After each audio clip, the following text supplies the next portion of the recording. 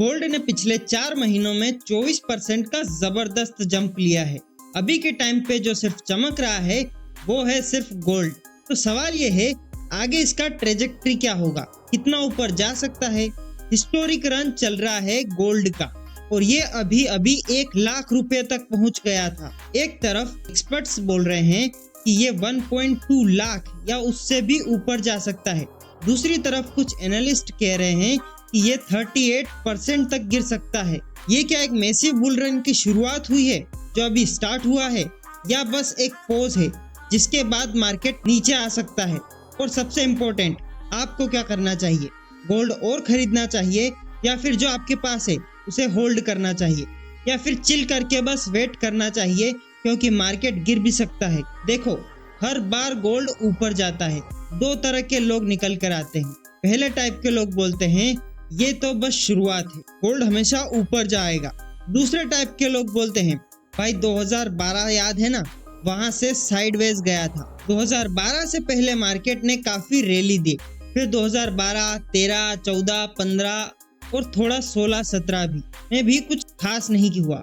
Next big rise 2019 के बाद ही start हुई। अगर आप 100 साल का चार्ट जूम आउट करके देखो तो पता चलेगा गोल्ड ने हर तरह की क्राइसिस देखी, वार, इन्फ्लेशन, ग्लोबल रिसेट, और फिर भी लॉन्ग टर्म में गोल्ड की वैल्यू ऊपर ही गई है। मतलब गोल्ड में चांदी ही चांदी है। अब सवाल यह है 2025 में गोल्ड का क्या हाल होगा। Russia Ukraine war, Israel middle east tension और अब यूएस चाइना टेरिफ वॉर भी चल रहा है। साथ ही यूएस डॉलर करेंसी के फ्लक्चुएशन है और कंज्यूमर कॉन्फिडेंस सर्वे दिखा रहा है कि लोग इकोनॉमी में ट्रस्ट खो रहे हैं।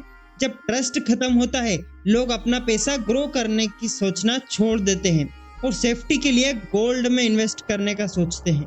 मम्मी के लॉकर में गोल्ड रिटर्न के लिए नहीं, सेफ्टी के लिए होता है, क्योंकि वो आपको सेफ फील करवाता है। 2008 याद है, तब मार्केट गिर गया था, गोल्ड भी थोड़ा गिरा, लेकिन नेक्स्ट कुछ सालों में गोल्ड ने 150% का रिटर्न दिया।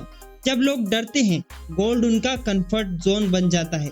ये एक पॉइंट याद रखना, ये ही आगे के सवालों का जवाब देने में मदद करेगा। लेकिन अब सिनेरियो थोड़ा अलग है। ट्रम्प की ट्रेड इक्वेशन चल रही है, जिससे पता चलता है किस पर कितना टैरिफ लगाना है। एनालिस्ट कह रहे हैं कि यूएस में रिसेशन आने वाला है, जो ग्लोबल रिसेशन को ट्रिगर कर सकता है। अगर रिसेशन आया तो क्या गोल्ड परफॉर्म करेगा? अगर रिसेशन नहीं आया तो गोल्ड शायद फ्लैट लाइन करेगा। क्या रिसेशन प्रिडिक्ट कर सकते हैं? बिल्कुल नहीं। तो चलिए इंडिया का सीन देखते हैं। 1991 में इंडिया बैंकरप्ट हो गया था। 3 महीने का इंपोर्ट कवर भी अफोर्ड नहीं कर पा रहे थे। फिर हमने क्या किया? बिल्कुल घर की मम्मी की तरह गोल्ड गिरवी रखा। 47 टन गोल्ड प्लेन से लंदन भेजा लोन के लिए। गोल्ड ही हमारा सेफ्टी नेट था 1991 में, और आज भी वही माइंडसेट है। आज आरबीआई के पास 879 टन गोल्ड है, around 11% of our forex reserve. FM खेती है, सरकार गोल्ड करेंसी रिप्लेस करने के लिए नहीं ले रही। क्यों? क्योंकि यूएस डॉलर अभी भी वर्ल्ड का रिजर्व करेंसी है। अगर यूएस डॉलर को कुछ हो गया तो ग्लोबल इकोनॉमी इफेक्ट होगी। इसलिए सेंट्रल बैंक्स हेज के लिए गोल्ड रखते हैं, क्योंकि गोल्ड का वैल्यू आखिर तक बना रहता है। अब एक इंटरेस्टिंग ट्विस्ट, हम सब फिजिकल ज्वेलरी खरीदते हैं पर डिमांड थोड़ी गिर रही है। 2021 में गोल्ड ज्वेलरी डिमांड थी 610 टन, 2024 में 563 टन, थोड़ा घट रहा है। लेकिन डिजिटल वर्ल्ड में तेज ग्रोथ है। गोल्ड ईटीएफ में 2022 में 460 करोड़, 2024 में 9224 करोड़। लोग अब भी गोल्ड पे ट्रस्ट करते हैं, बस मोड चेंज हो गया है। 2006 से 2024 के डेटा में सिर्फ कुछ साल ऐसे थे जहां गोल्ड और इक्विटी अपोजिट गए।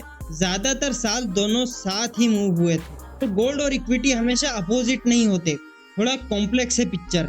अब आप सोच रहे होंगे गोल्ड एकदम परफेक्ट एसेट है ना? नहीं यार, ऐसा भी नहीं है। एक फन गेम खेलते हैं। 1980 से 1989 तक गोल्ड का रिटर्न था 0%। 1996 से 2002 तक अगेंस्ट 0%। 2012 से 2019 फिर से 0%। लेकिन कुछ पीरियड में गोल्ड ने फैंटास्टिक रिटर्न दिया। इंटरनेट पे जब सिर्फ 1 लाख वाला पार्ट दिखाया जाता है तो हमें लगता है गोल्ड ही ऊपर जाएगा, पर कोई एसेट फॉरएवर नहीं जाता। सेम इक्विटी के लिए भी है।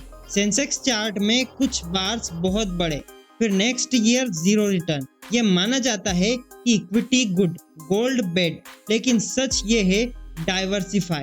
थोड़ा इक्विटी, थोड़ा बॉन्ड्स, थोड़ा गोल्ड और एक असेट हम ऐड करते हैं, रियल एस्टेट। 2002 से लेकर 2007 में प्रॉपर्टी ने बूम किया। 2017 में वो ही प्रॉपर्टी फ्लैट रही।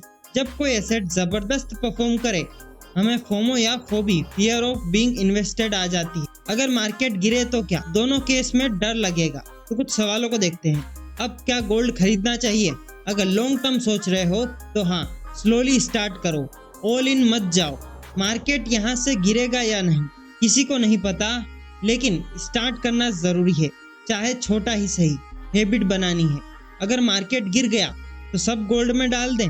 बिल्कुल नहीं, डाइवर्सिफाई करो, थोड़ा थोड़ा सब एसेट्स में इन्वेस्ट करो। याद रखो, सिस्टम विंस, रिएक्शन नहीं। कंसिस्टेंट इन्वेस्टिंग हैबिट ही आपको लॉन्ग टर्म में जीत दिलाएगी। तो इस वीडियो में हमने बात करी गोल्ड के बारे में। मिलते हैं नेक्स्ट वीडियो में।